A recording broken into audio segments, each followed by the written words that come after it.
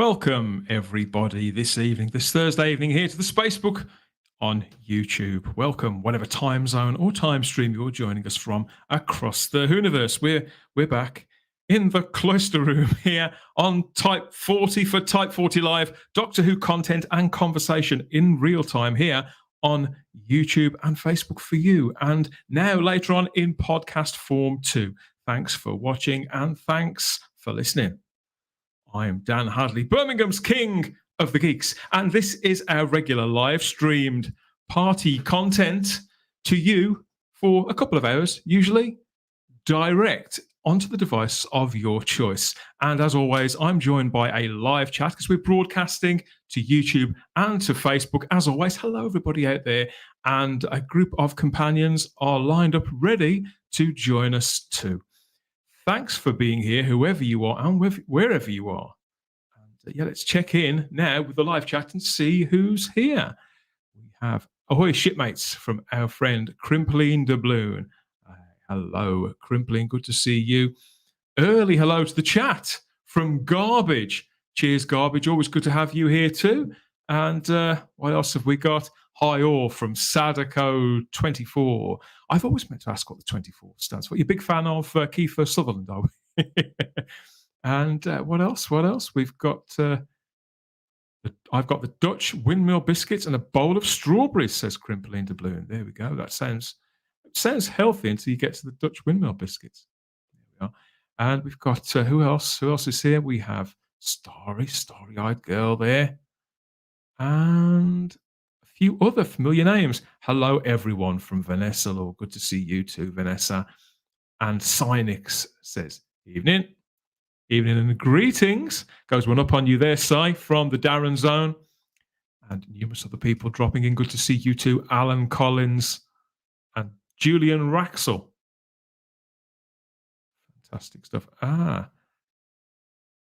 Okay. Right, yes. So this is a very special show dedicated to one topic, to one man who made a massive pivotal contribution to the legacy of Doctor Who, specifically classic Doctor Who during the 1970s. But that was just one chapter in a much larger, longer career. We're going to celebrate all of that and talk about what it means to us and doubtless to you two watching and listening out there also. If this is your first time here with us on the channel, here's the bit where I remind you that please like the video in advance because you may forget later.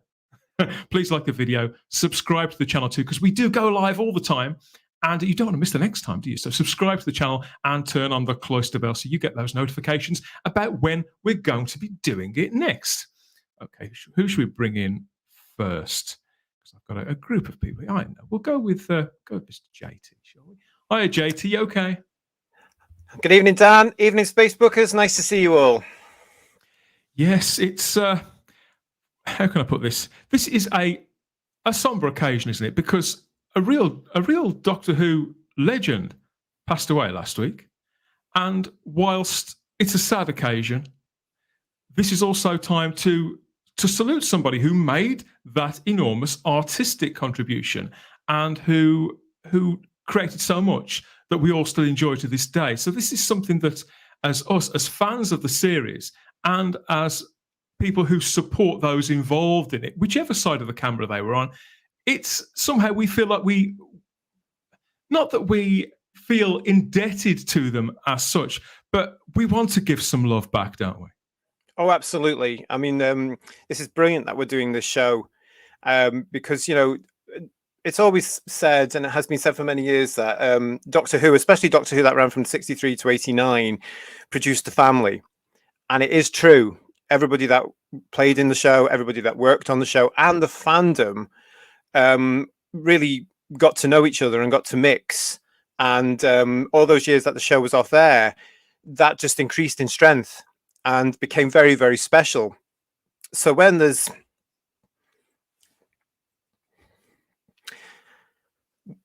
a gap, you feel it. Of course. Simon Horton, you're somebody also who has, over the decades, you've positively thrilled I have thrilled. I have. I'm thrilled the as we story. speak. And it's thrilling to this very day. I am. I'm reading the words of the great man himself. I've got my K9 Megabytes book here. I'm busy reading away the words of wisdom. Yeah, absolutely. I've got my little friend here as well. There we go. I got my little friend. Not so little. Who's a little bit sad today. A little bit sad. But, like JT says, we're all... Fandom is a wonderful thing. Doctor Who fandom in particular, I think we sometimes take for granted, actually, that we're all of us, and us here in video now, all you guys in the chat, everybody out there who isn't here at the moment, who's out there somewhere in the digital ether, we're all connected. We're all Doctor Who fans are connected, and I think Doctor Who has this wonderful capacity to bring people together and to make us, as JT says, make us feel like a family. Everybody that worked on the show, the word family is used frequently. Fandom is a family. We're all one big family. Okay, occasionally we have fallouts. Not often, but occasionally we do have fallouts.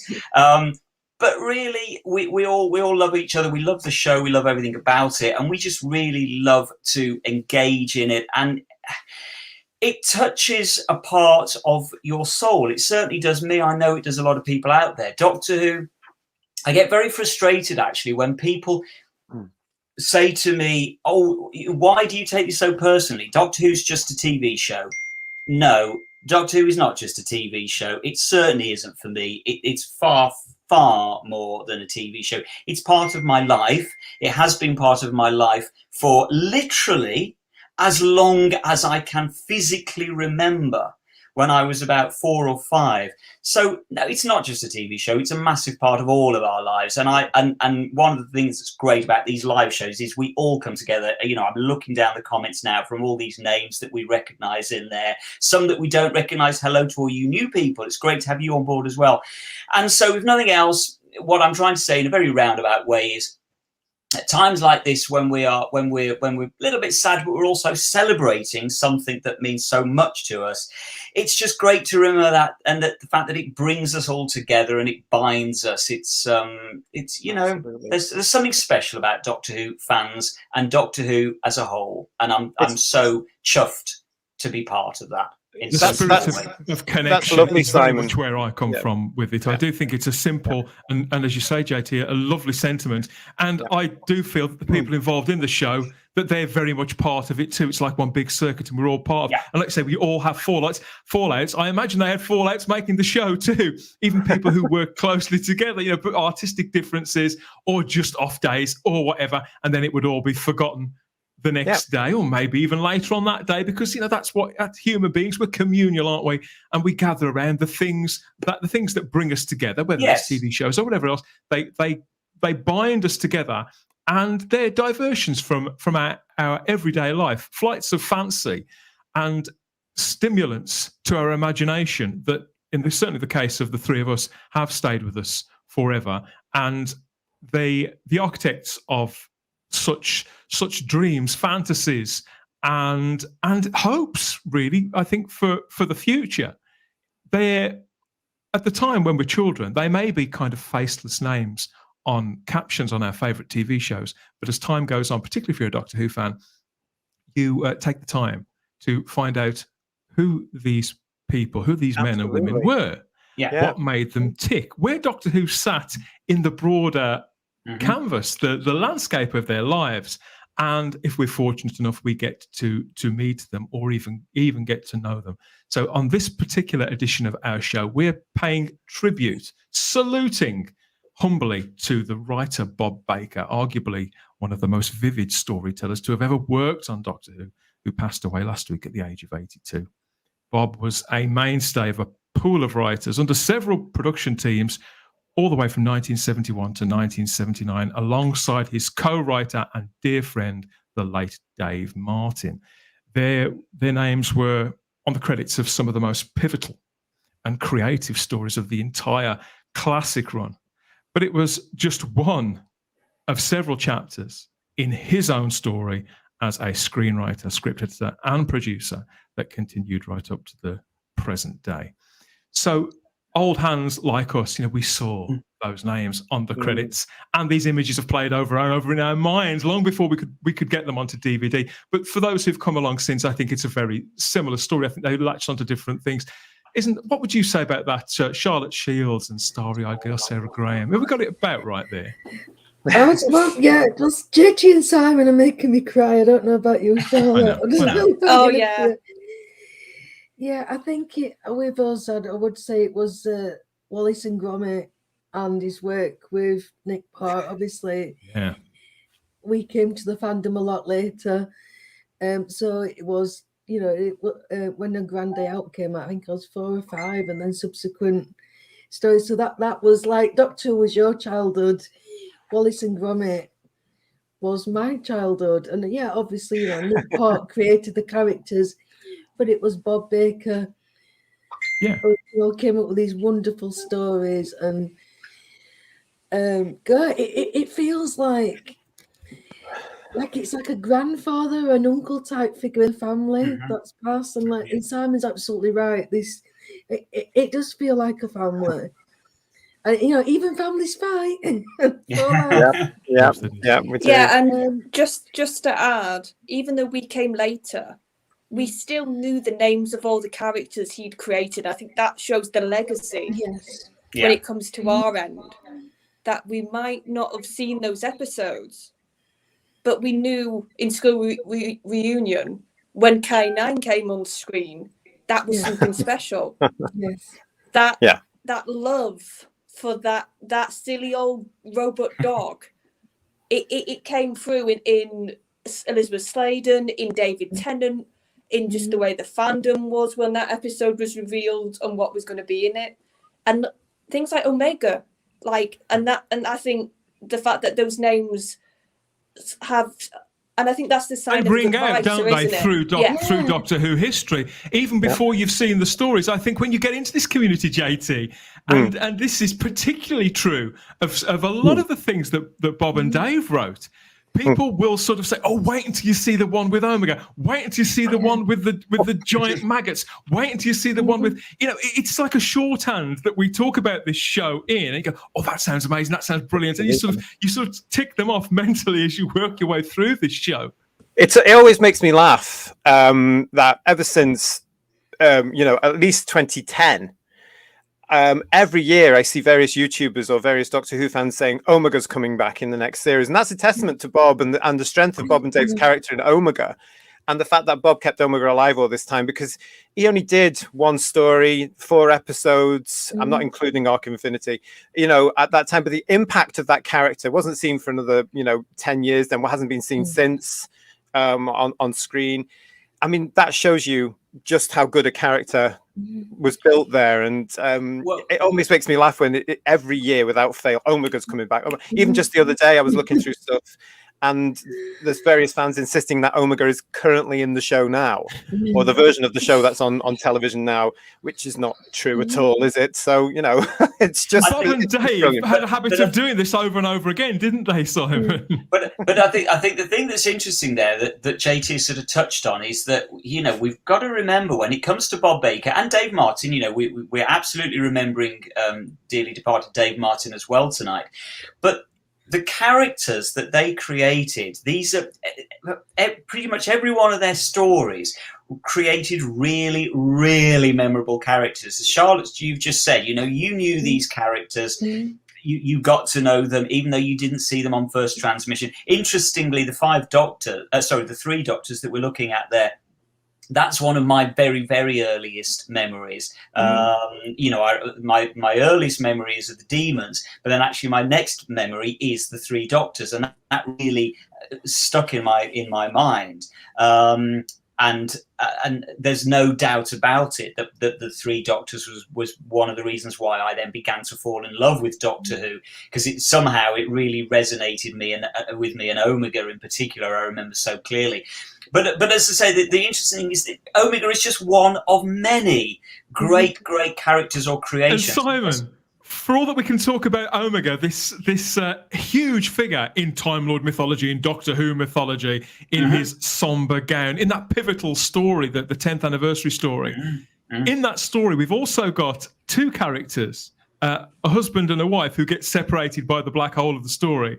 But they are written with just as much care and depth and TLC. They've just got real voice, and they feel just as rounded. It's really interesting you say that, because to this day, I still, whenever I watch the Three Doctors, and I remember this penny actually dropped with me many, many, many decades ago.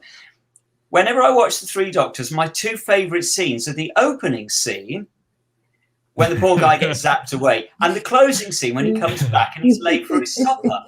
Those two scenes really always stood out to me. The opening scene in particular, I don't know what it was. There's something about that opening scene that just suddenly I know I'm watching a quality TV program with some gravitas, that's taking itself seriously, but not so seriously that it can't be enjoyable, which is a really tricky balance to get right. And let's be honest, a lot of writers mentioning no names don't get that right. And as I say, that one scene, the opening scene, I always think, God, I know I'm in for a cracking adventure, as the camera just comes down and it's this bleak landscape and there's this balloon mysteriously caught up in the trees, and you're like, what is going on here? And you know you're in for a rollicking ride. And that's what Bob Baker and Dave Martin did in bucket loads. Yeah, and I think it's also, when you look at the different type of characters throughout his run, like he wasn't just one trick pony. He could, like I said, Omega, like you said, this towering figure of mythology, but sort of an incredibly interesting backstory, and that is very sort of dark and very twisted, and that's what I love about Omega's backstory. And then you've got like K9, who sometimes could be a bit of like the comedy relief or light relief, but he could still have those moments when you could feel that sort of like love, or sort of like, yes master. It's such a simple term, but you could feel it, and that's also what's impressive. It's almost like Bob could do any character. Sort of. Absolutely. What you're saying. Yeah, and it took everything seriously as well. Like the couple, the supporting characters, they never felt underdeveloped or one-dimensional. They never felt just tacked on, did they? No, it put as much thought into those characters. As you did, like the big villain like Omega, and it was just a really talented writer, and him and Dave Martin. And it feels like a cliche, but you do feel like that. They belong to that ilk that you don't really get nowadays. Yeah. Oh, yeah, totally. I mean, there is a difference. I mean, the brilliant thing, we're talking about the characters. I mean, Bob was a perfectionist and absolutely top of his craft when it came to writing characters. I mean, if you're looking at the characters that he did throughout Doctor Who, we know about those. But if you look at the characters he's fleshed out in the K9 series, there were some wonderful characters there, Starkey and Georgie and Darius and Griffin, of course, and we've got that. But even recently, Simon, you've got the Megabytes book there. I mean, he gave us some brand new characters for K9 to be associating with, some great characters. Daisy is a great lead in that. Then you've got they leap people off like the page, don't they? They do, yeah. I mean, Drax makes an appearance in this story. There's some great new characters as well. The chief is in there, the judge is there, and my personal favorite, the Countess. I mean, the Countess is an incredibly slick baddie. Think Servalan mixed with the Dynasty bitches. I was just going to say for me it's Alexis, but yeah, you went backwards. Yeah, I mean, that's how she comes across in the stories. You can just imagine her, but her outfit seems to change in every single scene, and she's deadly and she's wicked, but she's very feminine and glamorous, and it's a sort of role that an actress would fight tooth and claw for. JT, when you read that book and when you watch the K9 series or anything else that Bob worked on, within reason, I mean, some of the stuff was quite dark, but certainly in the lighter stuff, I always got the impression that both he and Dave, even with the darkness of some of the Doctor Who, that they were always having fun with these characters in this universe. Bob Baker and Dave Martin began writing for Harlech Television, which became known more as HTV, the ITV network, the ITV franchise, sorry. And one of their earliest works was a series called Thick as Thieves, which starred Leonard Rossiter. Yep. They obviously wrote for Doctor Who very shortly after, and that carried on between 1971 and 1979. So we're looking at the stories that Dave and Bob wrote together. They're the Claws of Axis, the Mutants, the Three Doctors, the Sontaran Experiment, the Hand of Fear. Then we've got the Invisible Enemy. So many iconic titles that I'm reading out here. The Invisible Enemy, Underworld, and the Armageddon Factor. And then Bob, of course, later on, he would contribute one alone, The Nightmare of Eden, in 1979 to round it all out. And together they were nicknamed, weren't they, by Terence Dix, by the script editor. They were nicknamed the Bristol Boys. Yeah. Both resided in Bristol at the time. Terence Dix used to talk about Bob and Dave, and they're described as utility writers. So what does that mean, Simon? What does that mean to you? I know what it means to me. It's really interesting because on the one hand, I can see absolutely what Terence is saying in that they are kind of jobbing writers or utility writers, to use his phrase, but in the best possible sense. But what that obviously does them a disservice, because what that basically implies is that they are a reliable pair of hands. You can turn to. They're just going to churn out a usable script. But of course, what's interesting is that they don't just turn out a usable script. They turn out a really, really imaginative, interesting, damned good script. And so there are jobbing writers who you can turn to that will just churn something out. And Bob and Dave were absolutely that.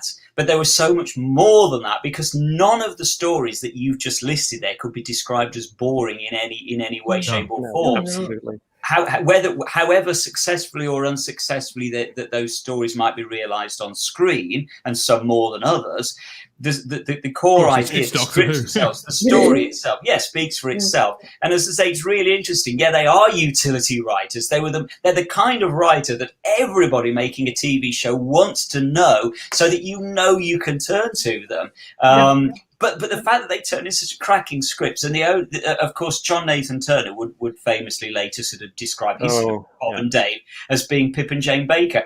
And I'm sorry, with the greatest respect to Pip and Jane, they're not even in the same book, let alone on the same page. Bless them. No, no. The other beauty that Bob had for the characters, of course, is when you look at.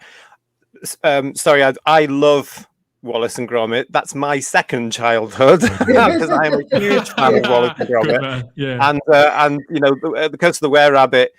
Wow! I mean, I was watching that just the other day, just still blown away by it. But the brilliance of Bob's ability to write characters, understand characters, and get them on the script.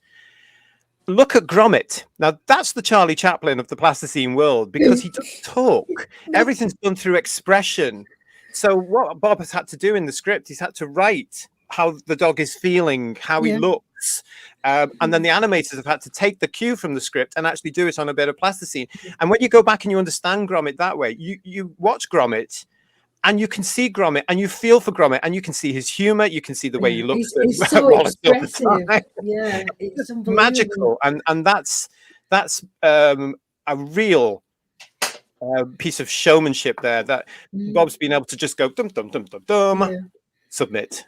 Brilliant. And another thing with both of them, but particularly with Bob, he never patronized children. I mean, you both mentioned about how dark some of the stories were and the characters, and I really liked how both of them challenged. They never talked down to children. They'd explain it in a way that was understandable, but they never dumbed it down. And again, modern day writers need to take a leaf out of these guys. Oh, totally. Totally understood the audience, and they knew that children would be able to cope with it, and that they'd enjoy it. Yeah, that was the one of the many great things about this wonderful man. He was so approachable, and if students, especially who are trying to learn the craft, would just email him or get in touch with his agent or whatever, he was always there for them, and he was always giving them these little tips and these handy vital nuggets of information that would actually help them to become a better writer or understand their craft more. And what got me about a lot of the obituaries that were coming out, and a lot of the respect that was coming out over the last week, were these people coming out saying, if it hadn't been for Bob, thank you to Bob, he took the time to do this. And it just showed he was actually so open to people getting in touch for him all the time. And he was such a brilliant... As a mentor figure. Absolutely. And he was very unassuming. You know, he wouldn't tell you so much about all these sorts of stuff. I mean, he used to make me laugh because he used to go to conventions, or he'd go to a signing, and then after being there for hours and talking to as many people as he could, he'd just pick up his like a record bag thing he used to have, and he would just waltz down to the train station. just a normal bloke going home after a day's work. I mean, it's just brilliant. But this is where, as I say, this kind of jobbing writer comes into it. That in many ways they were just jobbing writers. They didn't have... There are some writers out there who are pretentious, who have got ideas above their station, dare we say. Again, mentioning no names. And, Bob Baker and Dave Martin again included, that didn't include them. They were very, very down to earth. They were pragmatic. They just got on. They did the job. And again, there's a terrible, terrible tendency with modern television and film. Hey, cool mug, Blue Planet. Yeah, thank you. I've got my Axon mug. Yeah, brilliant. From Chris Achilleos' website. Go and grab them now. But as I say, there's a terrible tendency within television and film these days to constantly praise themselves. Oh, how brilliant I am! We've created something fantastic here. Oh my goodness, you're going to love this. It's incredible. Again, Bob Baker and Dave Martin and all the classic writers never ever did that. They just got on. They turned out to the good. They just got down to work, didn't they? Story after story after story. And they wrote across channels, across shows, and across genres. Exactly, and they created a damn good workable script in good time. They didn't bleat about it. They didn't praise themselves to the heavens. They just got on. They did the job, and they moved on to the next one. Absolutely. And they were also able to comment. To in effect criticize themselves as well when they got it wrong. They weren't ashamed to do that. Whereas again, you would never find that today. Humility. I mean, I sometimes speak to people now who work in all sorts of creative fields, including TV, including writers and people who work with writers. And sometimes I hear it said that people have loads and loads of meetings, and sometimes not a great deal can come out of them. And that getting ideas, getting scripts out of people, getting words on paper from people, it's like getting a blood from a stone, even from a professional writer. And then you read old interviews with people like Terence Dix, and he would say how when he'd have a slot ready for Bob and Dave, whether it be 4 episodes or 6 episodes or 2 episodes, that thing with the Sontaran experiment, whereby he knew that he wanted to have a 2-parter in there to break up everything that was either side. Who does he call? He goes to Bob and Dave. Yeah. But apparently, whenever he called them in to look at whatever the slot was, and if they were even given some sort of loose idea of the kind of story they needed, 5 or 10 minutes, and Bob and Dave would be throwing back at them too many ideas. Terence famously said on record, these men were... It just kept churning over and coming out and coming out. You have to sort of slow them down. Whoa. Think of my head. Think of the budget, Charlotte. I mean, and when you look back across that list of stories, you can see, I don't know how many of them you've seen, but they are bursting with ideas, with life. They're always vibrant. They're always, if not multi-layered, certainly multifaceted. And there's always some big visual signature to them too. I think when you come at any Bob Baker and Dave Martin script, there is something for every generation. So how many of their stories have you seen, Charlotte? And which do any of them particularly stick with you? And the sites that we're looking at on screen, like the Axons or Eldrad or the Gel Guards, all these organic, they're sort of a blend, aren't they, of humanoid life and a kind of weird organic life, all of these creatures. But do you see much recurring symbolism and a kinship of ideas between their stories? See, I don't, but I think that's good. like I said, you can't predict what you're going to get when you get a Bob and sorry, what's his partner called? I feel terrible. Dave Martin. Dave Martin. Because if you put like the Claws of Axos against the Three Doctors, you almost would, if you didn't tell somebody that they were written by the same people, you wouldn't believe it because they're just the tone's different, the look's different. But I think if there is a theme, it is ambition. I think you're right. You never feel, well, I've never felt watching the ones I have that, they're holding back here. Or maybe sometimes in classic.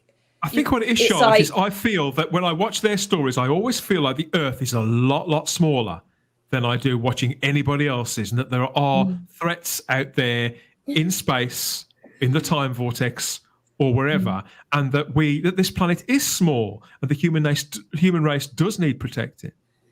Well, yeah, you can tell if there was sort of maybe then a bit of cosmic horror. Maybe if that's what you want to cosmic put horror. a label. I like that. Yeah. Yeah, I mean that's very true. I mean, if you look at Nightmare of Eden, which was Bob's own story, the undertones of that are incredible because you've basically got a drug running story there. I always said, because Nightmare of Eden is one of my favorite Bob Baker stories. I also like Angel of the North, which was one of the K9 series stories. That's one of my favorite episodes that Bob wrote for that. But for Nightmare of Eden, hi Alison, I always said if that was done today, it would be very gritty and very dark, and you would film it in an abandoned factory as the spaceship, and it's it shows you the level of what he was doing. Because what always got me about Bob was that the stories would just come all the time. He was always constantly writing down plots, and he was always constantly writing ideas for stories and characters, and there was always something coming out of his head, or this and this and this and this. And as many writers are, he was quietly observing things, and he would be inspired by little things that were going on, and then not just popular culture, but society as well, and and the social changes. Yeah, the fact that he was a very down to earth man helped with that, because he was quite clear with visions of what was going on and how that could be done. And then he would always put, because if you look at any of his other stuff, a lot of that was quite dark. Even though it was more meant for children, it was very, very dark. It's interesting because I can see that Derek Brady has made a great comment in the chat. You can have a huge budget, but the ideas are cold. Have a small budget and ideas are infinite. Budget doesn't limit imagination, and that's absolutely spot on. Absolutely, yeah. And in many ways, Bob and Dave were the kind of real epitome of that, because they really, really thought big. They thought big scale. They thought widescreen, and then it was really down to the production team to try and actually realize that. Let's not forget that the Claws of Axos, their very first story, their original plan was a gigantic spaceship in the shape of a human skull landing in the middle of Hyde Park. I'd love to see that. Important of really doom. Crazy after that, So they had big imaginations. They had big ideas, lots of them. They threw everything at the script, and then, as I say, it was kind of up to the team to try and work it out. And that's part of the love, why they were so good. It was funny you were saying that there, actually, Simon, because of course that picture we just had of the mandrels that was up there as you were talking to that point. Bob hated the design for those mandrels. He was never happy with them. I can't imagine why. It was Doctor Who in the 70s. It was given over to a costume designer, and they came up with that. The wonderful thing about the Megabytes book, of course, is that Bob explains in the mandrel story, where K9 gets to meet the mandrels, why they look like that. And it turns out that those there on screen are teenagers. They're not fully evolved. They're cubs, aren't they? Yeah. They're in their infant stage. So actually they become something more grotesque and horrible and vicious and easy to run and muscular. Like that, yeah. Going back to what you were saying, Simon, one of the themes I know, well, maybe not a theme, but a trait of Bob and Dave's writing is how action-packed a lot of the stories are. I mean, in Claws of Axos, everything's happening there. You've got the Brigadier, you've got Unit, you've got the world politicians, then you've got the double threat of the Master as well as the accents. And it's just, Another favourite story. It does feel like it could be a movie. It's that good. Yeah, it could, and it probably should have been a movie. As I say, they're big ideas, they're big, complicated, complex ideas. And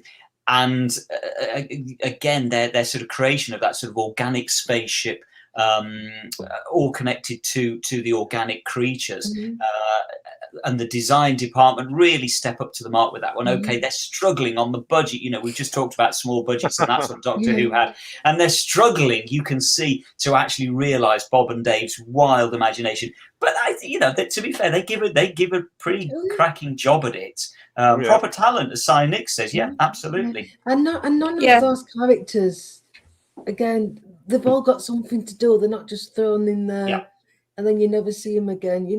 You know exactly what's driving on, and even the characters you don't like. Oh, I'm blanking on his name now. The pompous one, he still ends up being a sympathetic character. Yeah. You mentioned the word driving, story, and that's the thing. All Bob's characters, especially, drove the plot. They're all there for a reason, and that shines in the book. It's very strange to think now that the Megabytes book is Bob's last book. Yeah. All these things. That's his last. They're his last stories, and all of the characters in there are superb, but they're all there for a reason, and they are all there because they are integral to the story. And that is tying in with what you guys are saying. You don't tend to get that as much in television, especially today. Craftsmanship. I was just looking at Bob's career and Bob's life, the whole story, really. And it says, obviously, he was born in July 1939, left school at 15, and started work carving inscriptions on gravestones. Yeah. And but after making a couple of short films, it says Bob returned to school in 1959, where he studied painting, animation, and film. So he did get a couple of really small gigs in the industry, but his big break into entertainment didn't happen really until after he befriended Dave Martin, who was a customer in a small printers or advertising office that Bob had opened up himself, and Dave used to come in regularly, and they would start bouncing off ideas and all of that. Yeah. It's extraordinary because, we all have those sort of interactions with people. I think comic book shops famously are hubs for those kinds of conversations. And the idea that these two guys, that it started somewhere, the kind of place that you see, if not on every street corner, we walk past these. If you don't need to go into these businesses for trade or whatever, you kind of just walk past them. And that in this particular one, that this friendship was beginning, this partnership was beginning. But they went on to create a number of live action projects in collaboration with a guy called Patrick Droom, I can never pronounce his name, Dromgoole, who was based at HTV through the 1970s, including Sky and King of the Castle, which we talk about the children watching Doctor Who. It's the same story with these shows. They're cherished by this generation of children. King of the Castle and Sky, and then Bob's later show, Into the Labyrinth, in the early 80s, which I think he was a co-creator and script editor on as well. These shows, too, are spoken about with bated breath in those kind of conversations that we have, Sarah, particularly people of my age, who you get together and you talk about the things that scared the life out of you back when you were 4 or 5. Sometimes they were, they weren't intending to necessarily scare you, but they did. And these shows are prime examples. And just by coincidence, actually, JT, this was last week, I ordered and received Sky on DVD there from Network in one of their brilliant sales. Yes. And I nearly got King of the Castle as well. The only reason why I didn't, I used to watch Into the Labyrinth back in the day too, so that's always stayed with me. I'm tempted to go back and add to that to my collection. Ron Moody and Pamela Salem. Pamela Salem, a Doctor Who name. But one of the reasons why I didn't is because I decided to buy this as well. I bought Shoestring. Which now that was a total coincidence. That was because I'd forgotten that Bob was the script editor on this as well. Yeah, and this was a police show that ran for 2 years. This was based in Bristol, where obviously with Bob was a resident there at the time, and all the scenery and everything. So yeah, just by coincidence, the two big purchases of mine last week were Bob Baker related. Oh, they're still in their polythene at the moment, so I look forward to watching these. But again, you couldn't get a more different show to Doctor Who than Shoestring. But again, Bob, he wrote and script edited Shoestring, and same with Z-Cards. I think it was Bob and Dave both submitted scripts for Z-Cards. In fact, I think somebody's mentioned that in the chat too. Yeah, Z-Cards and Shoestring. Yeah, so Alan Collins mentions those two. So yeah, I mean this is what writers, I think nowadays, again, we shouldn't fall into the trap of going on about the good old days, but I think now writers tend to sort of find their niche and stay there, whereas back then, well, there's a slot where we'll fill that. We'll speak to this producer or that producer, Simon. Yes, and of course they were far more willing and excited to wear lots of different hats and try out different things. And I mean, Shoestring, if anybody hasn't seen Shoestring, go and watch it. It's a cracking series. I used to love it as a kid. Yeah. And it's kind of years ahead of its time in many ways. And the writers of today really could do a lot worse than just go and watch Shoestring and just get an idea about how to just create structure and character. Build a character? Beginning, middle, and an end. And another one that you mentioned there, Dan, funnily enough, what was the DVD that I bought last week from the network sale? It was, of course, Into the Labyrinth. Yeah, that was the one I got. Because that really, I loved Into the Labyrinth as a kid.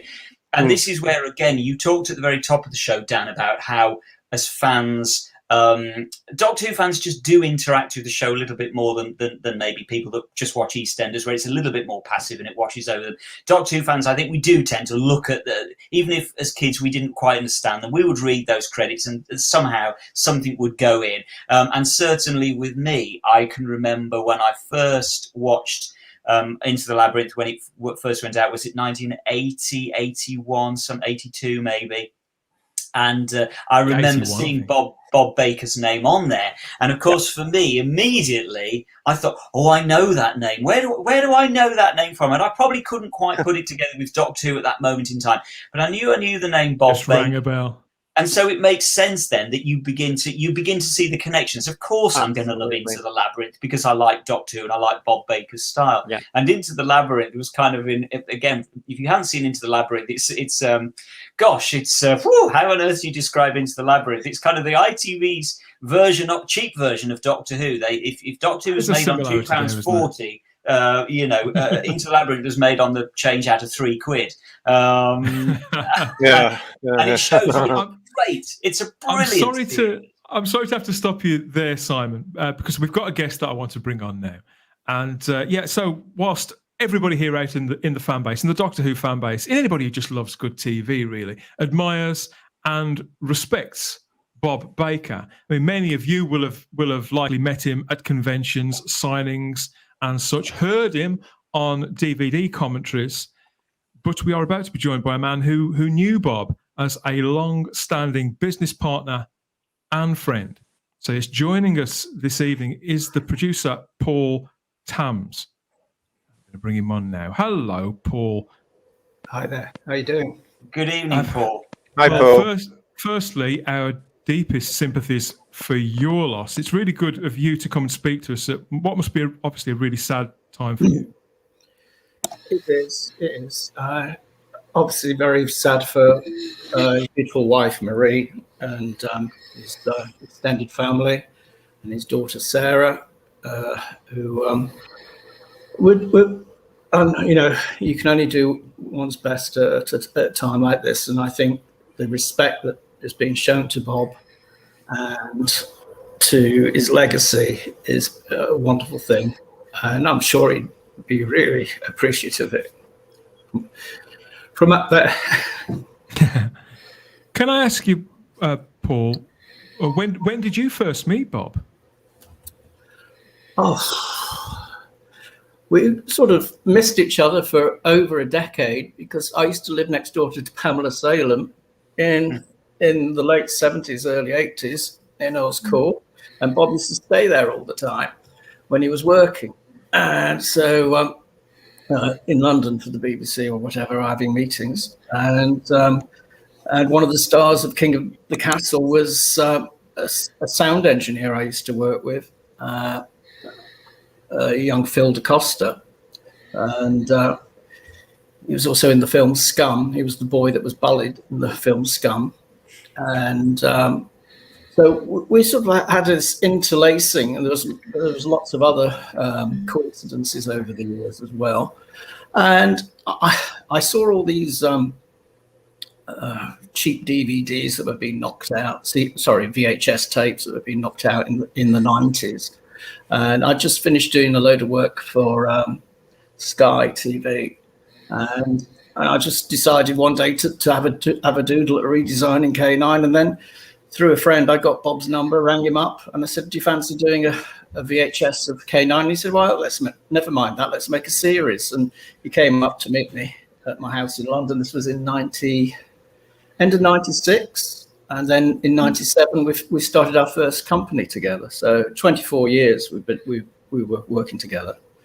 And this last couple of years, Bob's been very, very prolific work-wise because of the lockdown. It means that we clocked on at 8 o'clock every morning. We clocked off at lunchtime. We clocked on again in the afternoon. And it was like working side to side in an office. So thank goodness for things like Skype, whatever have you. But 24 years now. I'm just thinking, Paul, how we've been speaking a little bit about Bob, about his track record with ideas and with TV executives. And I love how you went to him with an idea, and yet again, he went bigger. It just seemed to be something that was a habit. Bob knew I mean, at that time, and with some of the doors that were shut in our faces, Doctor Who was dead. Basically, science fiction was basically, a bad word in television and film to an extent because of it being too expensive to make. So, but we fought and we fought, and I mean, within the first year of working together, we actually got a deal with Disney, a different Disney to the Disney we ended up with. But we just persevered because the BBC.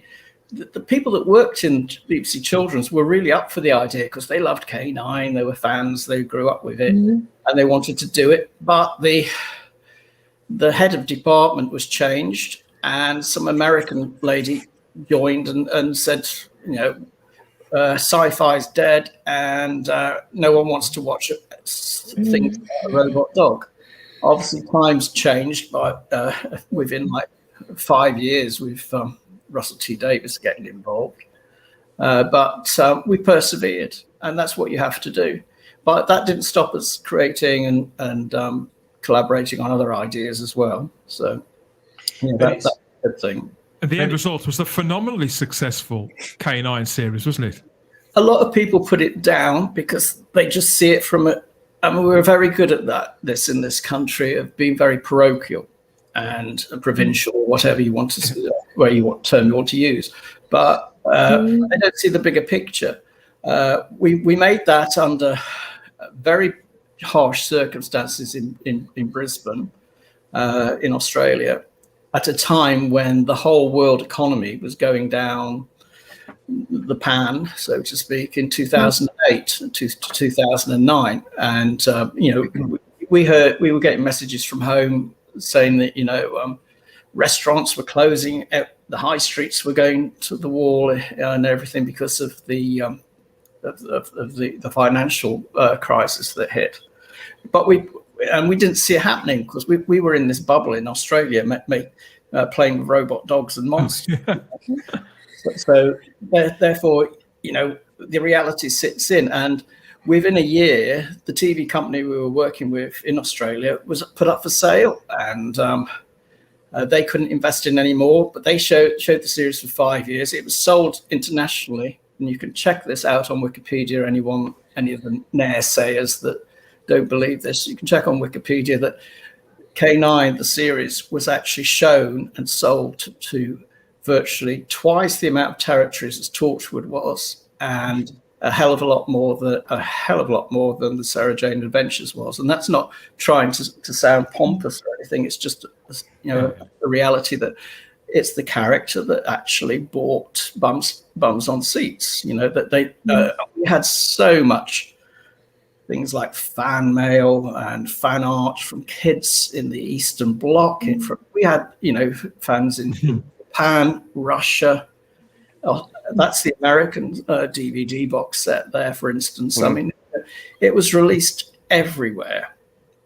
Cartoon Network showed it in the Far East and Far East Asia as well, and Southeast Asia, should I say, and Syfy showed it as a marathon in the USA, and you know, and it built up. The actual demand we had was great, and unfortunately, Disney had a 5-year contract, so that we couldn't take it elsewhere, and they wanted a considerable amount of money to get out, for us to get out of it. So we had to sit out for 5 years, and then you know, obviously we then moved on to the stage we were getting to now. So, and the legacy will continue. The legacy will continue as far as K9 is concerned. I can assure you of that.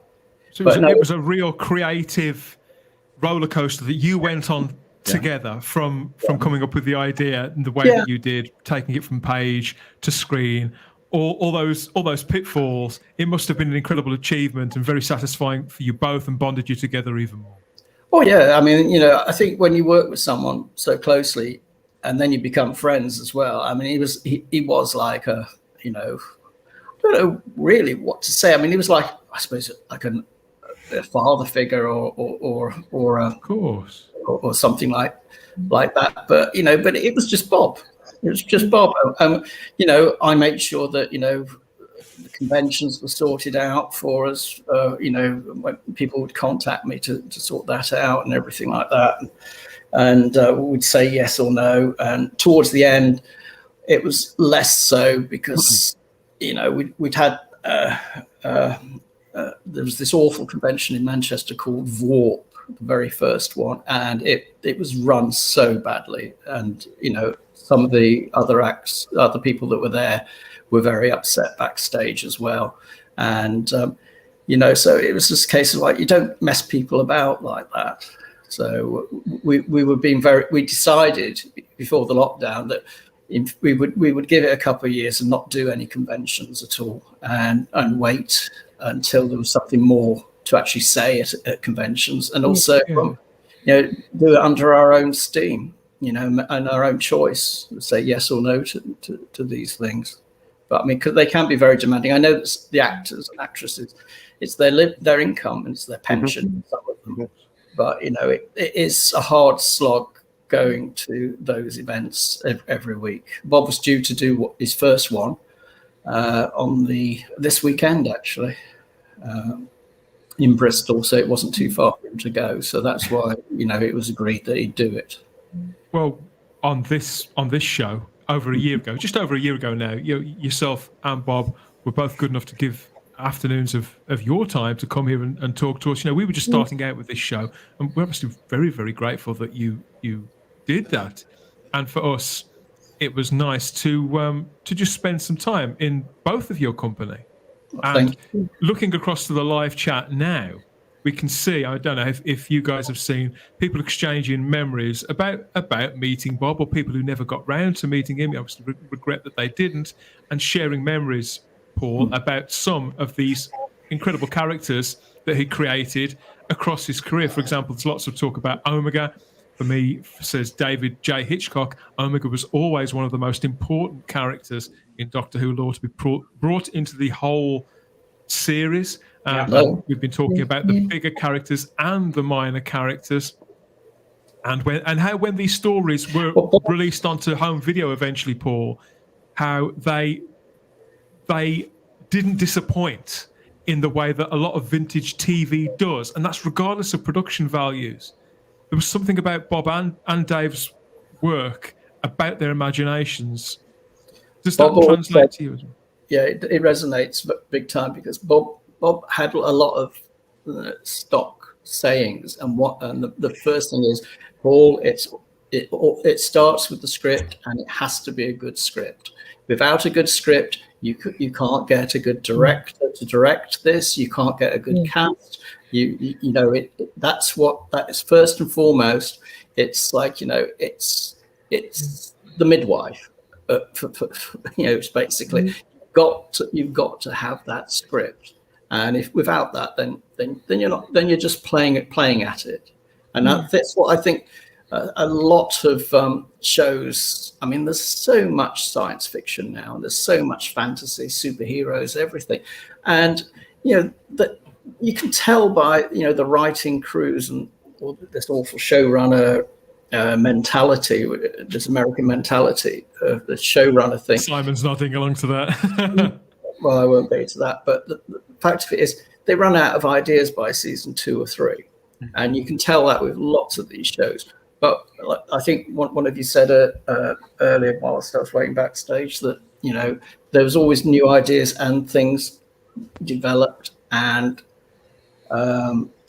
you know, one story didn't reflect the same writing style in another story because they took a different subject and they took a different matter, whether it was like political wranglings and, you know, and colonialism in the mutants and things, you know, and all that sort of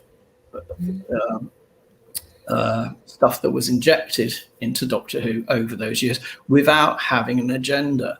It was done as, and Bob's one of his sayings was, it's about making good entertainment for people to watch, and that's the important thing. If you can't follow a story, I mean, even nowadays on a lot of the we were talking about some series we were watching that was flirting backwards and forwards to different events, and it's so badly structured and directed. It was a police drama. I think it was an ITV one. I can't remember, but it was something that we'd both got so embroiled in watching that we would talk about it the day after. And the first thing he said is like, you know, it's like writing a patchwork quilt. It's like, it just, you know, people want to sit down and follow a story. And he could immediately see through that, see the blueprint, see the framework. Totally, because I mean, he was a master, you know, at his craft, and that's the important thing, and that's the legacy Bob's left. I mean, and the other thing is as well with the aliens that Bob and Dave created, and Bob by himself with the Mandrels. In Nightmare Eden, which is another one of the coincidences that I didn't get to meet Bob, because I went on the studio floor of that when I was a teenager, when I started work at the BBC. So, every single alien had a different origin, a different functionality. I mean, with Eldrad, they were silicon-based creatures. That with the mutants, you know, the title is the giveaway. You know, that they live in a cycle. You know, like a caterpillar cocoon, and then it's high concept. Yeah, it's high concept stuff. But each alien race wasn't just a human being with gold with blue paint on their faces, with a couple of little you know, stalks on the head, like Star Trek. Everything had different origins and different physical structures and strengths. So that was something that I think. So the translation of that principle, whichever it was in each individual story, was key to the script. A script that meticulously, a sturdy script that both Bob and Dave they knew every nut and bolt of. And so it must have been doubly important to them that the intricacies, that they weren't just the latest monster on Doctor Who, that translated to the audience why this creature was the way it was, and why we should be scared regardless of how they look. They gave it a genetic structure, just as the Mandrels had, you know, when they were broken down, they became a hallucinogenic drug, the Vraxoin, the compound thing. You know, no one had dared go into that territory in Doctor Who before Bob. And it's awesome story. Oh, totally awesome. I mean, you take the muppetry of the costumes to one side, and the special effects, the Am I the only person who loves these writing. mandrels? No, we all love the mandrels. I think what's interesting is we talked about Nightmare of Eden only a couple of weeks ago, and I remember saying, and I really feel this very, very strongly, the story is absolutely cracking. And if it had been given the kind of production values that I used the example of the Robots of Death, because I think it's actually a similar-ish story. And if you'd given the production values that the Robots of Death got to Nightmare of Eden, it would be remembered as an all-time classic in the way that Robots of Death is, because there's nothing wrong with the story at all. Okay, Dan, I know you love the mandrels. They're not my favourite design by any means, but as I say, there's nothing wrong with the story. It's as good as anything that Bob did. And also, you know, what we talked about earlier is we talk about Omega, we talk about K9, we talk about Eldred. They created, Bob and Dave created so many memorable creations for Doctor Who. The Axons, the Mandrels, the Shadow. We haven't even talked about the Shadow from the Armageddon Factor, and the Shadow is one of my favourites. So many strong characters and creatures and creations that the legacy for which we're still enjoying to this day. And so, you know, you say, Paul, that's the legacy will live on. Well, boy, is it going to live on, because they created such a legacy. This wasn't just one story, one creature, one character. So many for us to still enjoy. Yeah, it's like, sorry.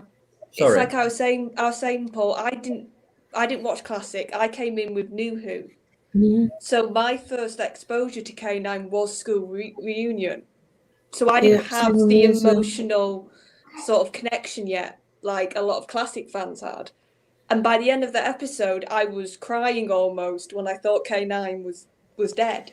Yeah, and you'd have been crying completely at the end of it if we hadn't stopped them from actually killing him off completely, which was in the original script.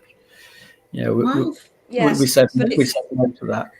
So out of interest then, Paul, so what we're saying then is in the original version of School Reunion, he would have died at the end, and that would have been it. So the tag-on scene that we get that reduced me to tears when a brand new shiny K9 comes back. That was thanks to you or to Bob or to both of you to, in effect, save the creation. Is that what you're saying? Well, what happened was Bob was sent the script. I popped down to Bristol and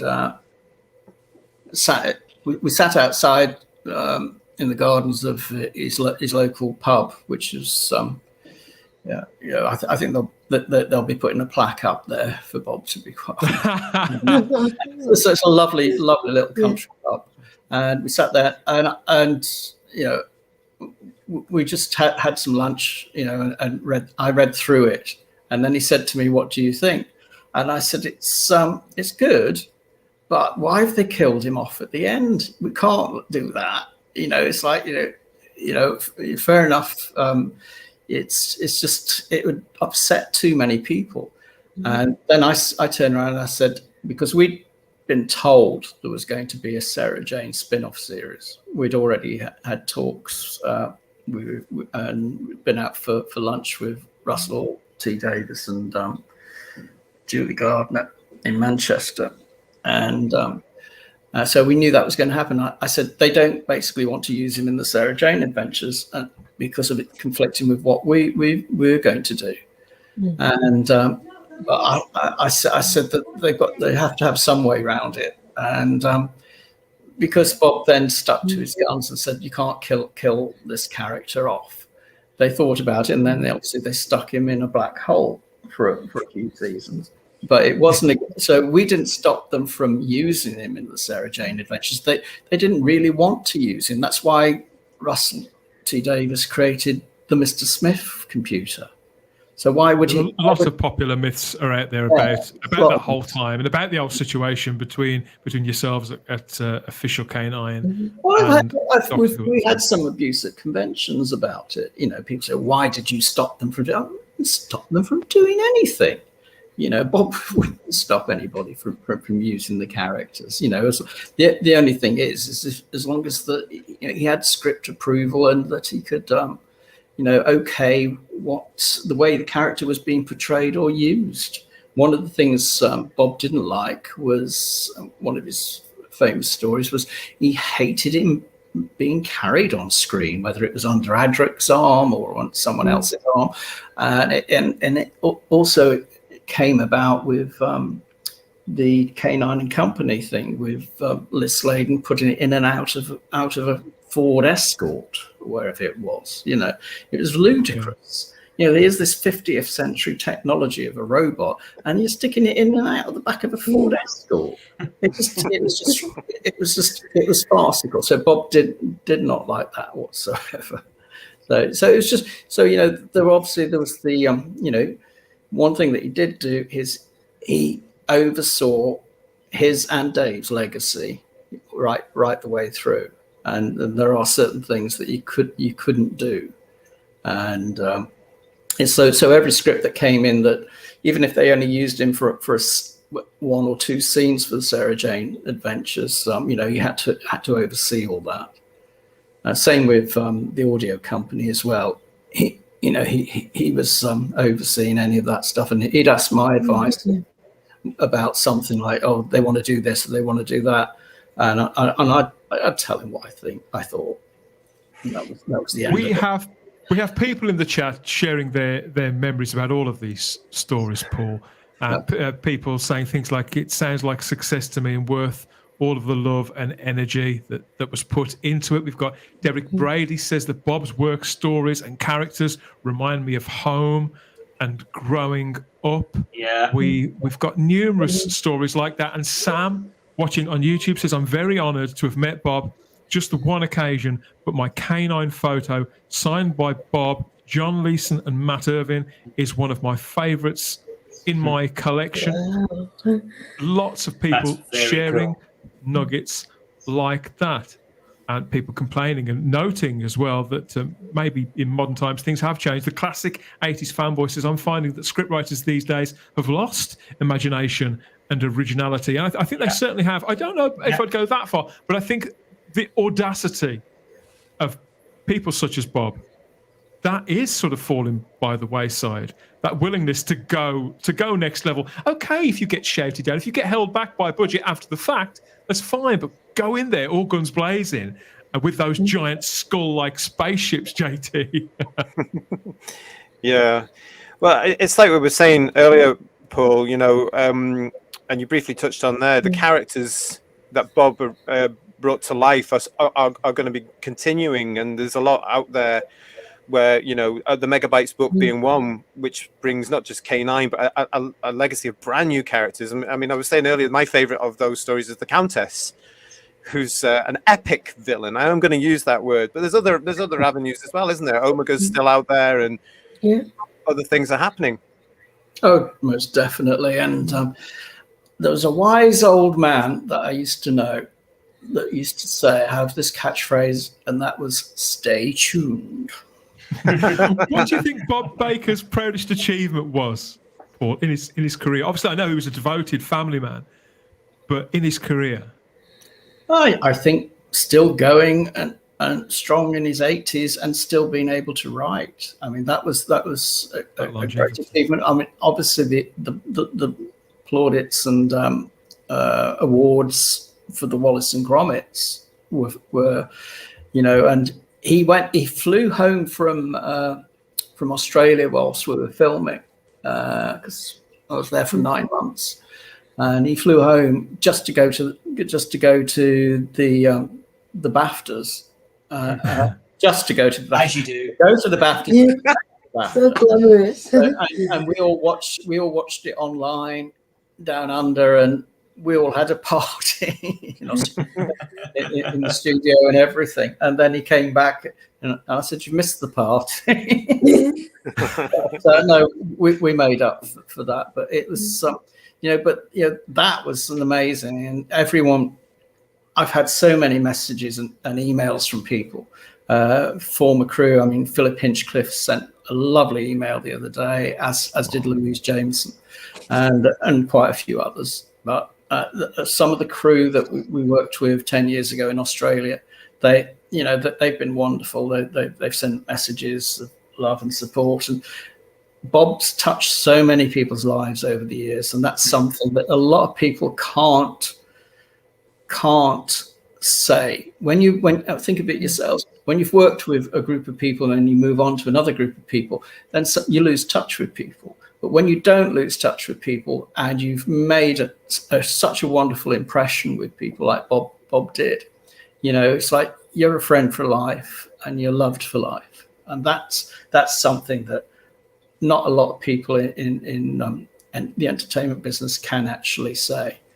It's like that old adage. It's tough getting to the top, but it's a long way down if you don't treat people nicely on the way to the top. And Bob treated everybody with respect, and that's why he garnered so much love and respect. That and his talent, obviously, which was important. Well, he just seemed like a lovely bloke when we had him on the video show, as you say, Dan, about a year ago. And I was lucky enough to meet him a couple of times at conventions, and he just seemed like a genuinely nice bloke. There wasn't, as we touched on earlier, there wasn't a smug bone in his body. He wasn't smug about the brilliant success that he'd had with Doctor Who, or Wallace and Gromit. He was a very, very down-to-earth man, as you say, Paul. He just seemed like a lovely bloke. I'd love to have sat down and had a cup of tea with him. Yes, exactly. He carried on working right the way through his career. He never stopped working because, obviously people knew a good, reliable writer when they saw one, and that's what Bob was. And also he remained friends with Dave. Dave was a lovely guy, and Dave's family, and obviously they're part of the extended K9 family and everything that we have. And obviously, equally, they're very devastated by everything that's happened.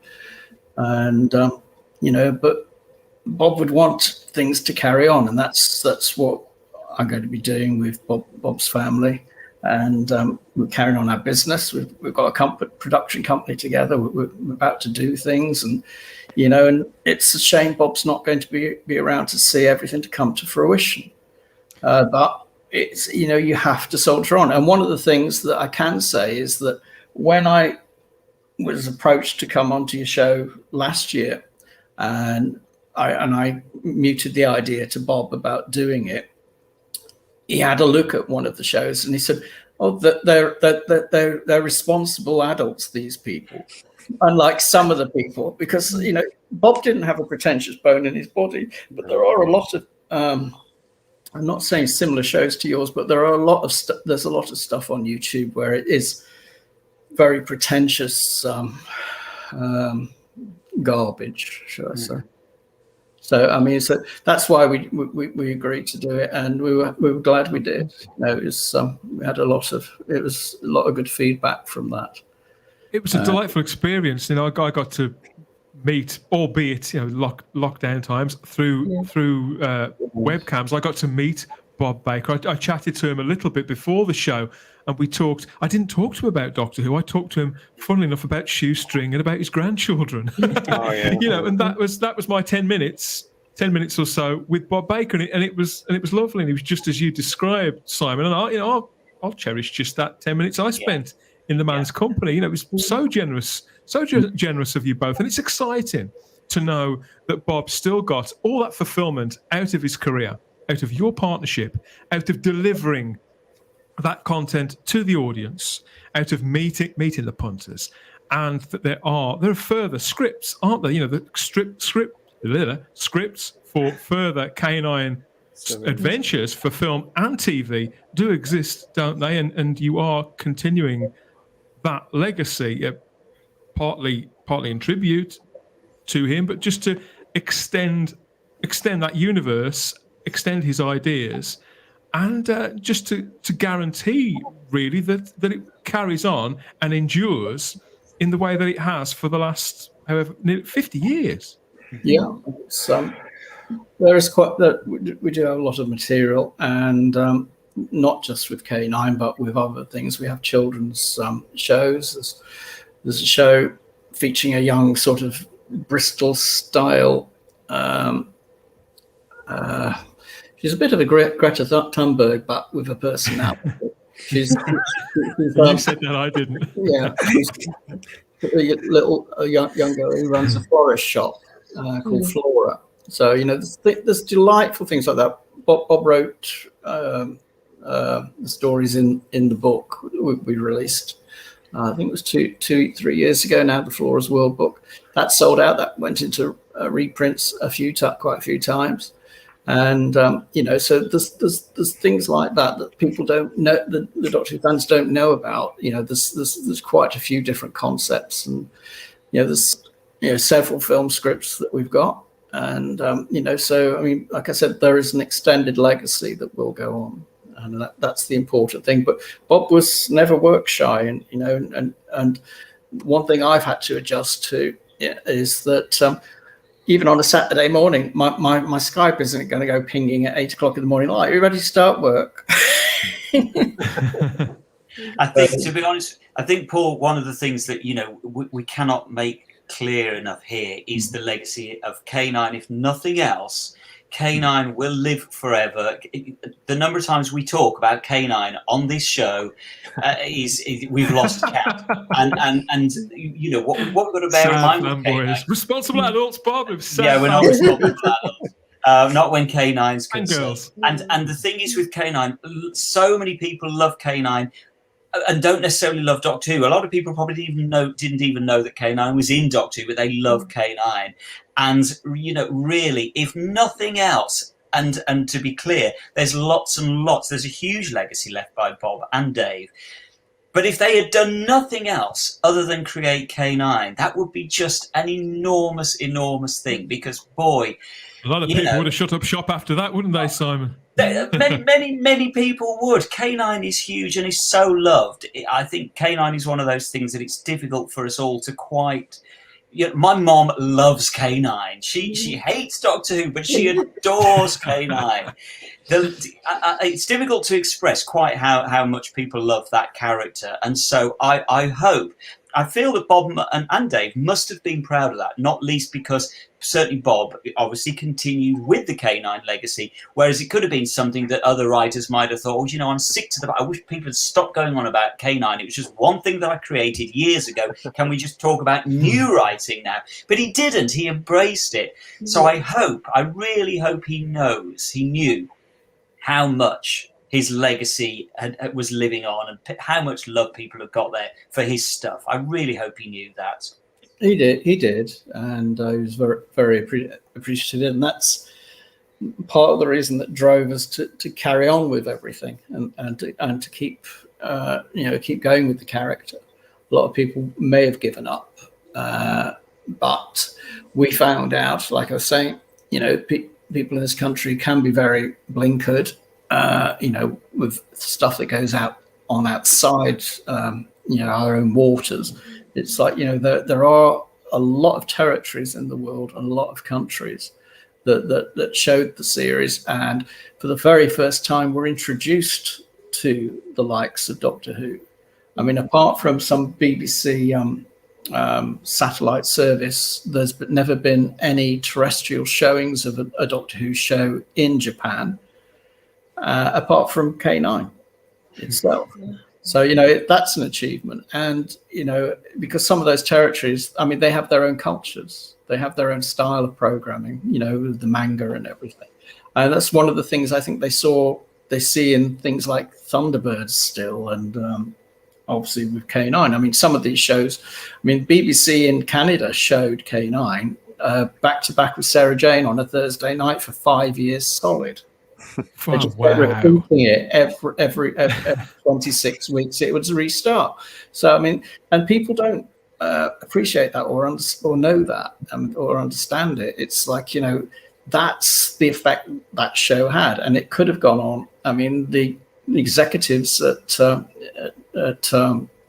Channel 10 in Australia, they wanted it to run for at least 6 to 10 seasons.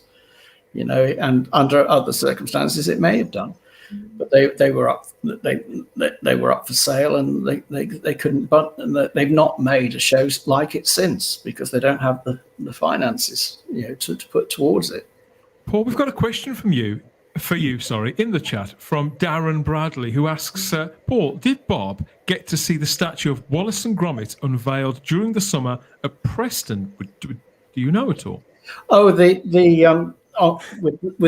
the wooden bench, and it's the wrong trousers, isn't it? I think it's that sort of pose that you're showing in that photo, and it's like a brass statue. Is it at Preston train station? It is. Yep. I've not seen this, so I don't know. About this. Yeah, I sent him a photo in an email, and I said, "Have you seen this?" And he said, "I have now." So yeah, which was nice. I think that the big press thing with that was with Nick Park sitting on the bench, talking to his creation sort of thing. Because Bob started work with that on the wrong trousers, didn't he? And that was the second of the 4 short films. And so he wrote the remaining 3, didn't he? And wrote the Curse of the Were-Rabbit movie from 2004, 2005. That was an Oscar. That was one that won the Oscar for feature-length animation, wasn't it? Well, I think there was an Oscar for Wrong Trousers or A Close Shave. I can't remember which one. Won an Oscar for a short, and then the feature film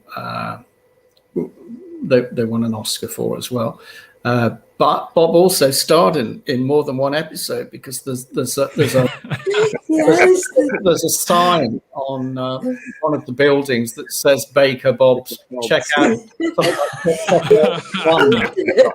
I did hear something about this. Yeah, and then in A Matter of Loaf and Death, which was the one that came out while we were in Australia, he actually that they based a character on it. On him called Baker Bob, who was the first to get murdered, and someone on the internet said Bob Baker wrote his own murder in Death. But people don't realise is that the character sings this little ditty of "If I knew you were coming, I would have baked a cake." If you remember at the beginning, it's actually Bob singing that. Oh, Is it really? Wow. I didn't know that. Yeah. So, Bless. which he had great pride in telling everybody that. People in the chat have also mentioned a 1992 TV movie here. Says Crimpling Doubloon, the Jazz Detective. Apparently that's on YouTube. Have you seen that one, JT? I did see it in his IMDb, but I've never seen it. What's it about? I've never seen it. I'm aware of it because Bob he loved jazz, and I remember meeting him at one point, and he tried desperately to educate me on the beauty of jazz. I never really did quite get it. Well, the first convention we did in I think it was 98, when we had a little trailer that we had of K9 back then. It was a very basic thing in the early days of CGI, and we went to this convention in Coventry, and it was in a hotel, in the basement of the hotel, and it was really packed, a very big audience. And we went in there, and in the evening, John Nathan Turner, who was getting involved with everybody backstage, was asking people to get up and do a cabaret spot. And, surprise. Surprise, isn't it? So I declined anyway. But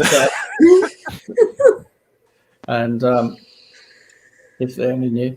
But they Bob said, if you can get me a saxophone, I'll give it a go. And that's what they did. Nathan Turner just went like that, sent out. I had a saxophone. It came back in.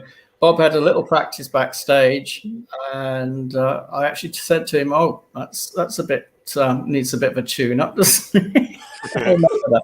And to which he called me a cheeky bugger. And then we went out on the stage, and then he knocked out a jazz number, just on the sax, and got a standing ovation for that. It was there was no ends to his talents. Hidden talents. Garbage here watching on YouTube says, I have a big canine here with a remote, but he has lost an ear. and I am not happy. Alison Pesky ears. Stevenson's also watching and says, we never forget how a person made us feel. And from what is being said about Bob Baker, he will be remembered with love by many people for a long time. Thank you for that one, Alison. Derek Brady says, the greatest legacy Bob has is to leave a special place in so many hearts. What else can anyone wish for? And Who Fan Dan says, so many fond memories of K9 in the 80s. Can I just read this one out as well? I've spotted from Crimpling Doubloon, and this says it all. Crimpling Doubloon says, his work will entertain generations of children yet to be born. That sends a shiver down because that's true. Yeah, that is absolutely. true. Yeah, it is. Yeah. We're going to take a break for a couple of minutes to hear from the man himself here, because we've talked now for nearly an hour and a half, so it seems only fair that we hear from both Bob and Dave and J&T. Check this out.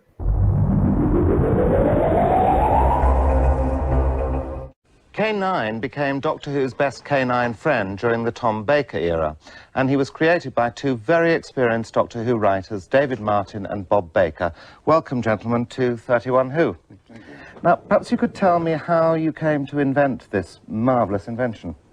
We were doing a show called The Invisible Enemy, and as usual, we got into a mess with the scientific explanation of it. So we needed something, well, a stupid scientific explanation of it. So we needed something to get over that thing and to answer all the Doctor's problems. When you have one person, he's got to have somebody to talk to. So this was called Pluto for a long time, knowing that Disney wouldn't let us use Pluto. And one night, over a couple of bottles of this and that, K9 sprang to mind. Yeah, well, I think the real reason it sprang to mind was that Dave had some rather fine Springer dogs and lost two of them. And I think maybe he wanted an indestructible dog, to create it. And I think this was it. Did you ever envisage it would take off in quite the way that it did? We had no idea at all. We put it in as the companion of Professor Marius in that story. And it was Robert Holmes who rang us after we'd finished the story and said, we'd like to keep him on. Can you rewrite that end of the scene so that he gives him to the Doctor at the end? Yeah. And that's how it came about. There then resulted a huge volume of merchandise related to K9. Yes, there was talking canines and badges and goodness knows what. Jelly babies. Jelly babies, yes. Jewelry. Chocolates. Jewelry, great. Let's move on to the three Doctors now. Can you tell us anything about the problems of writing for three central characters? I think as soon as we got the typewriter set up and called them Doctor 1, 2 and 3, it became simple. But when we just kept putting the Doctor down, it did get confusing because we didn't know what was going on. No, yes. And the biggest all thing, thanks of course, to Terence Dix. yes. The biggest thing, of course, was suddenly we were told in the middle of the whole thing that Hartnell wouldn't be able to appear in it. And we thought, and what do we do here? So he appeared in this ball, as we know. Yes. Because he, poor old soul, was Still very successful there. Very. Sharma.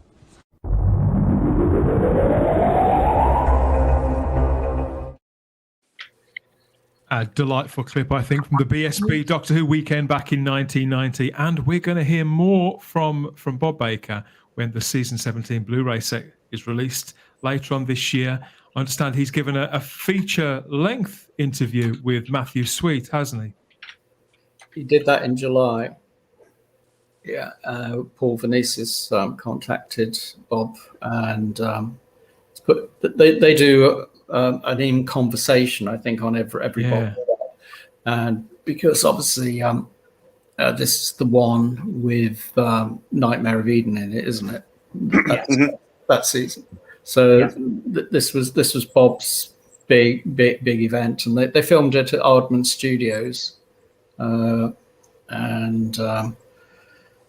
which is why you can see the large scale Wallace there. I'm sorry, Gromit, and you've got the part of the set from one of the I think that's the bakery that windmill that they used in A Matter of Life and Death, and Matt Irvin was brought in to bring up the aging, decaying K9 prop, which I think. Because Bob rang me the next day and said, they had me walking up and down this corridor with K9 following me. And and he said it's a long flaming corridor. So that was Bob. But no, and I think most of the interview takes place in the Aardman's own viewing theatre, which is quite a nice plush looking little cinema. So I think it's going to be a real treat for everybody, and it's nice that it was done, and it's going to be quite a standout feature, especially now on that.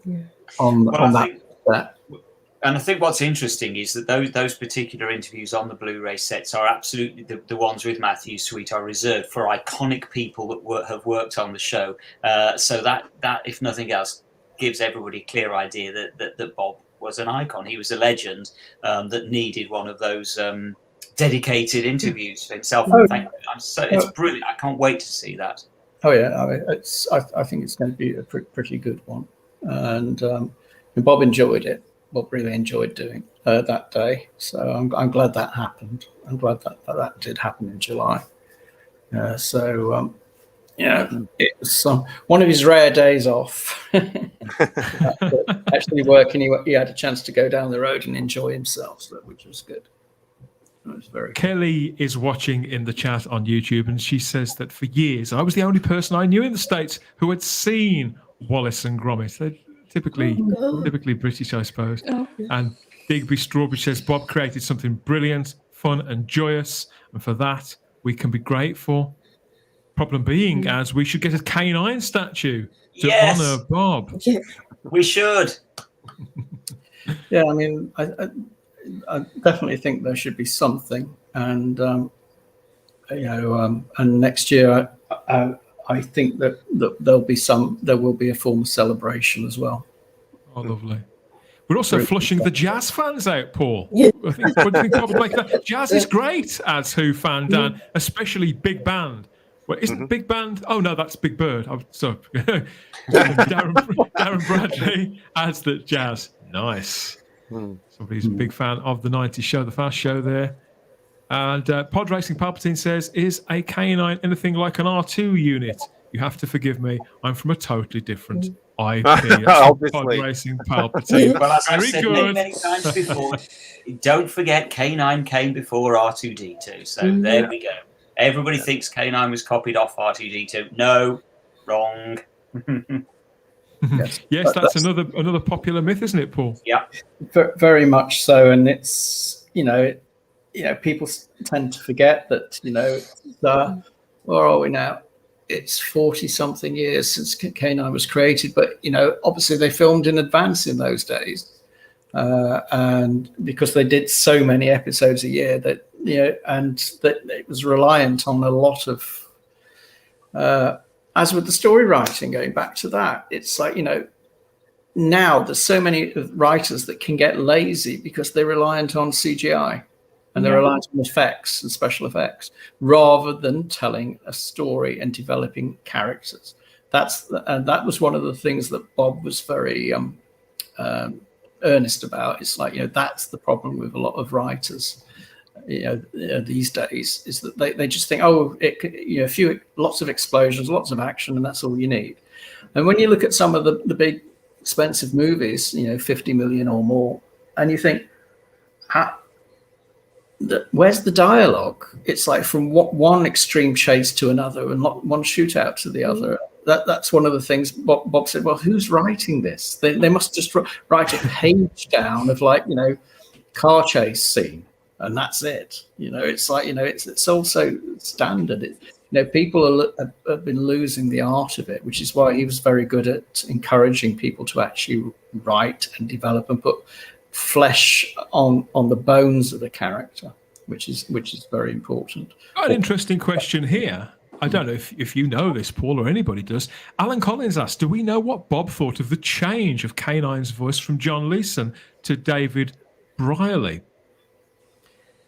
And they're back again, obviously. Well, obviously, David did the voice for Nightmare of Eden, I think. Yes. Mm-hmm. Yeah, he did the voice for that. And I think it was one of those things that you just accepted at the time. It was John Leeson's own decision to leave, and then he was asked to come back. And John's been, fantastic all the way through ever since. And but with David Bryle, it was a totally different inflection.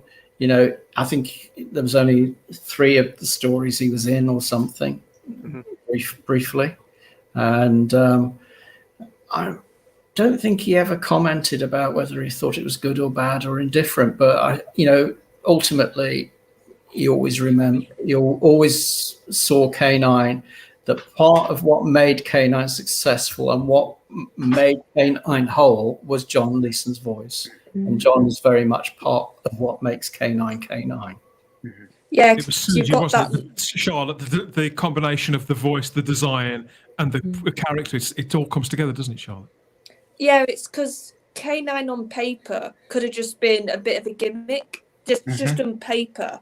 But it's because of Bob's writing and the voice that it became a character, a personality in its own right.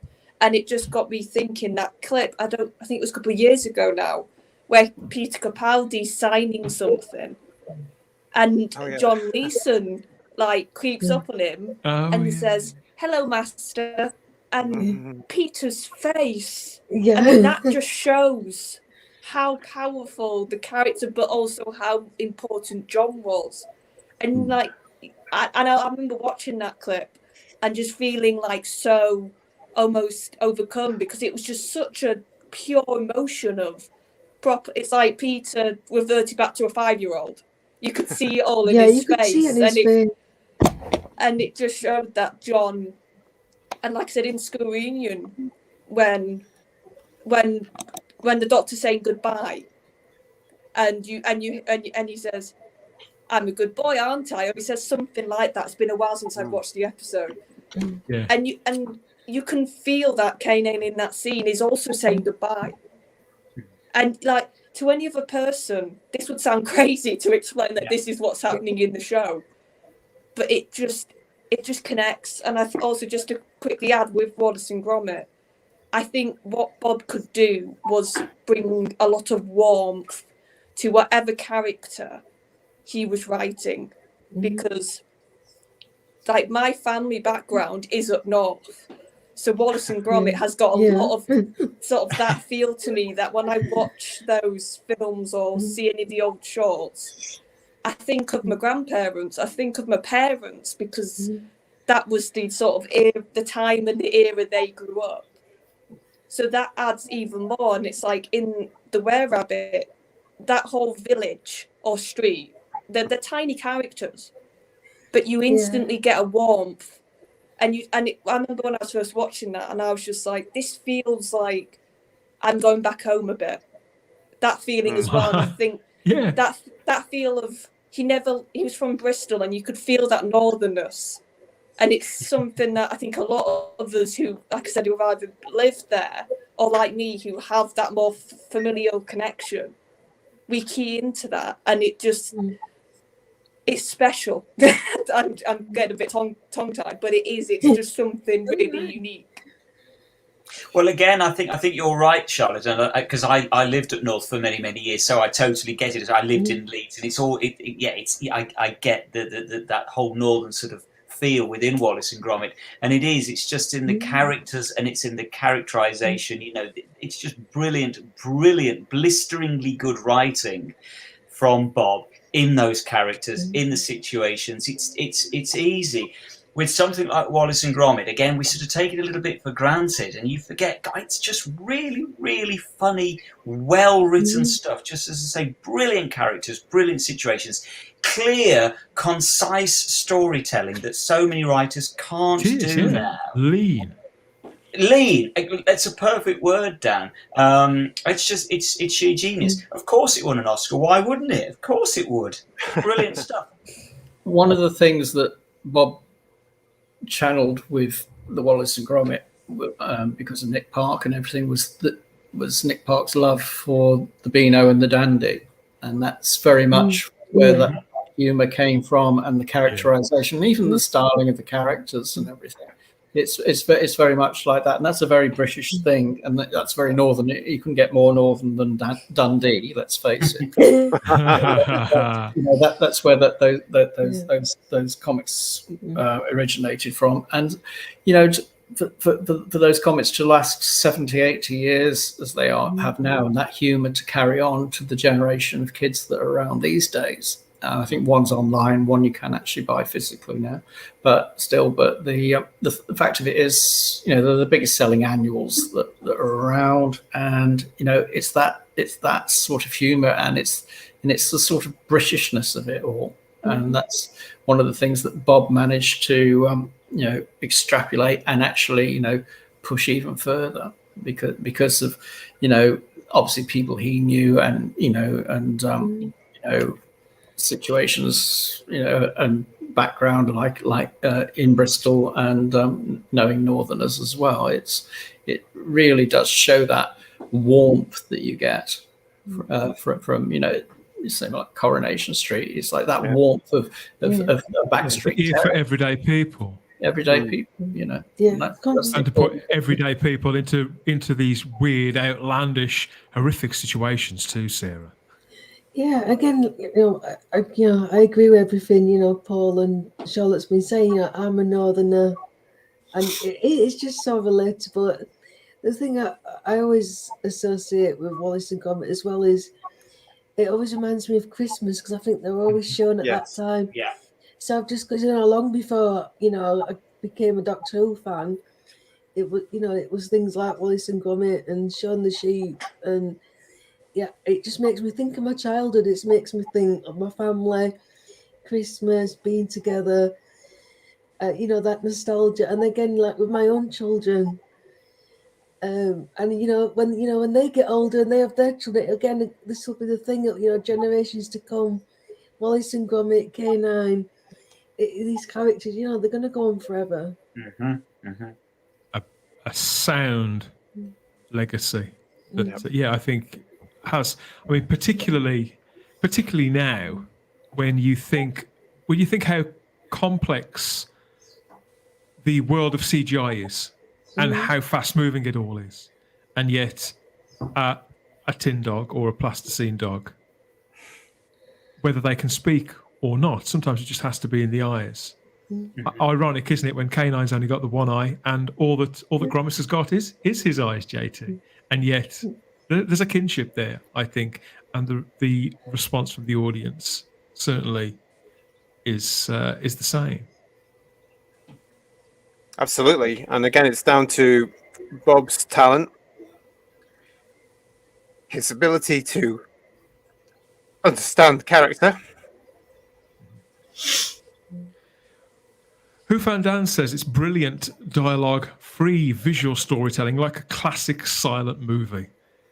And we have a little nugget here from Java Bean watching on YouTube. Says, I auditioned for the voice of K9 in the Australian series. It would have been great to work for Bob, but I'm glad that John Leeson was brought back. I don't think so.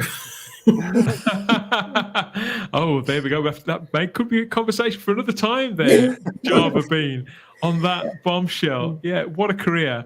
A huge contribution, not just to Doctor Who, but to entertainment. That's still very much relevant and part of the lexicon of popular culture now.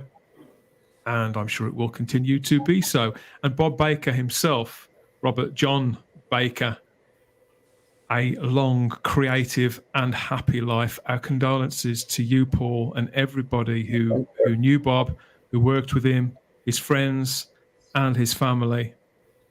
And all our love back from his fans to you all and to Bob's memory. Yeah, thank you very much, and thank you for having me on.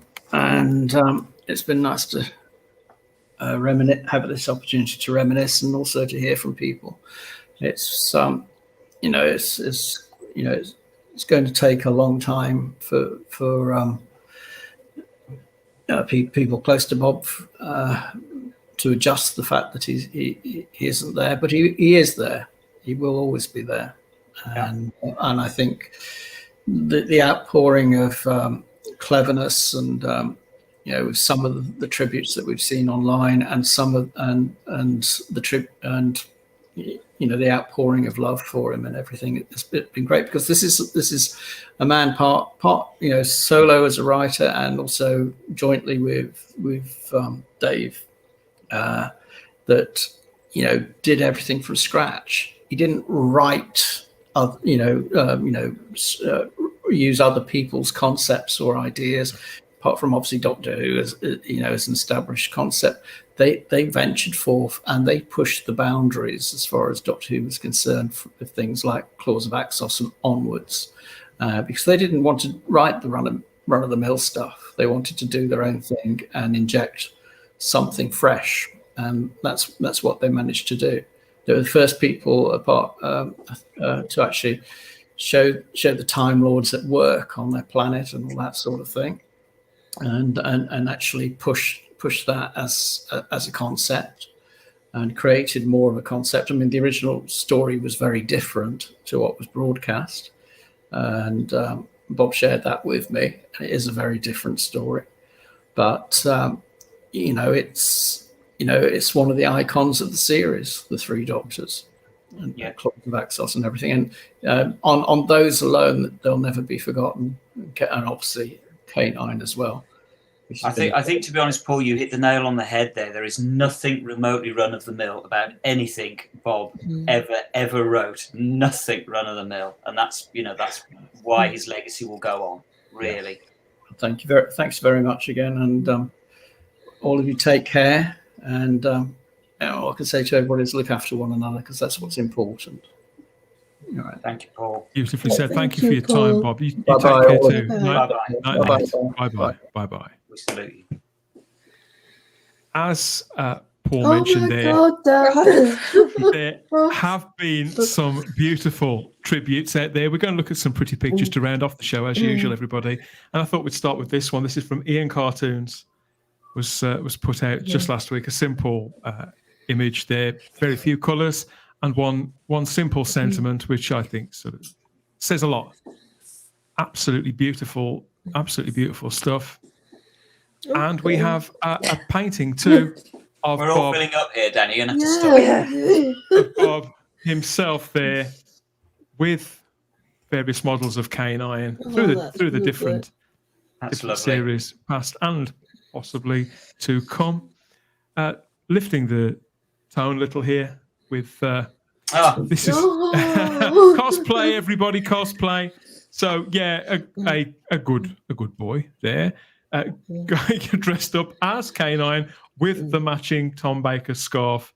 That's absolutely beautiful. It's really, really wholesome and fits in with kind of what Paul was describing there. This sort of absurdity. I don't know if the dog is British, but it's certainly a British sense of humour. Yeah. And there's something about golden retrievers as well. I'm not sure where they're from. But and also, Dan, it goes along with what we were saying earlier on about, people love K9 even if they don't love Doctor Who. And Problem Being made a comment in the chat earlier on that hate using the word iconic because it's overused and it's undermined as a result. But Problem Being was saying K9 is truly iconic, with a capital I, and it's true. K9 is iconic. K9 will never die. I'm not in any doubt about that. Got another one here. We've got the animals. It's one for the animals to cosplay as K9 JT, but check this out. Human beings are doing it too.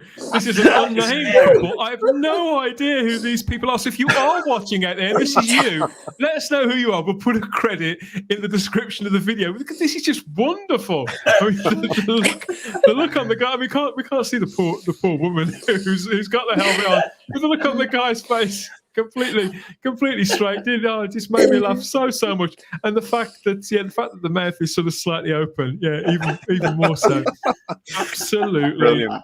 Wonderful. I mean, I'm not saying that other fandoms have got it wrong, the Star Wars fans, the Trekkers, but let's be honest, everybody, Doctor Who fans for the win every single time. They're the best. We've also got this one. This is brilliant. Omega. We talked a lot about Omega tonight. Brilliant. This is I think Omega's been on the Oreos I think somewhat corpulent, but bless his heart, he's out there having a good time at this convention. And a couple of Omega's fans are seemingly overjoyed and can't believe their eyes seeing him there in the flesh, Charlotte. Oh, a lot of flesh. Yeah. It's just a wonderful, wonderful job. Again, I've no idea who this is. So for all I know, this is actually the real Omega JT. Or Brian. Otherwise. It might be Brian. Brilliant. Yeah, Oh, but Brian getting into character before he plays the role properly. Right? Before his reveal last year, or earlier this year. Absolutely brilliant stuff. Let's, so I thought, have a bit of a change with some pretty pictures from the cosplay world there to see how Bob's creations do walk among us, or roll in the case of K9. Let's have one last look in the chat and see what people are saying. Wendology from the Department of Wendology, coming to check that we're all minding our P's and Q's here and behaving appropriately. Good to see you, Wendy. Java Bean adds to that story. I was reading for other voices in Brisbane, and the Australian producers asked me to try for the K9 voice. It was off the cuff, so Paul may not even know about that. Blue Planet's off to watch the Three Doctors later. Celebrate. Quite right. Rest in peace, Bob, and thank you. Adds Java Bean. Thank you, Paul Tams. Yes, thank you again, Paul Tams, for your time this evening. Says Alison Stevenson, who says, for sharing your memories of Bob with us. He sounds like a wonderful person. Alan Collins also extends thanks to the late Graham Williams for making the decision to continue K9 past that initial story, past the invisible enemy. Break out the hearts, Dan says, problem being, of course, all the time. And my condolences, Paul, from Who Fan Dan. And yes, Paul, thank you for being a guardian for Bob's legacy as problem being. I think that's a perfect place to leave that this time. I know this has been, it's not our usual blend of show, but I hope you've enjoyed this. I hope you've dug up some memories, everybody. And, I don't know what you'll watch in tribute to Bob. I mean, I can't wait to see him in conversation with Matthew Sweet. That's going to be an hour to remember. Obviously, it'll be bittersweet since his passing. And a couple of people in the chat as well have asked about our conversation with both Paul and Bob last year. Yeah, we'll put the link to that in the description of the video and the show notes of the podcast too.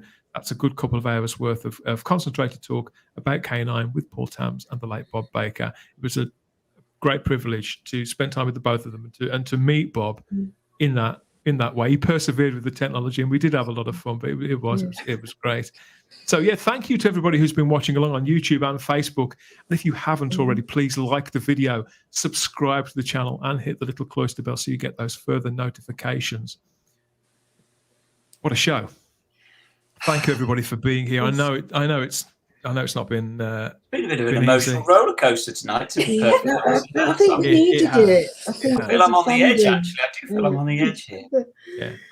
But what's been lovely, is as I know I say this so often, but we are reading all of these comments in the chat, and they don't all get mentioned, but we're looking at all of them, and there's so much love out there for Bob. And so, it's lovely to have all you guys out in the chat, just sharing all of your memories and your thoughts as well, and asking questions. And once I saw one comment go through earlier, when did K9 even start? That's great. People are still just discovering K9. Believe me, you've got a whole world to discover out there. You're going to love it. We've made several videos and podcasts about K9, and we'll almost certainly be making more.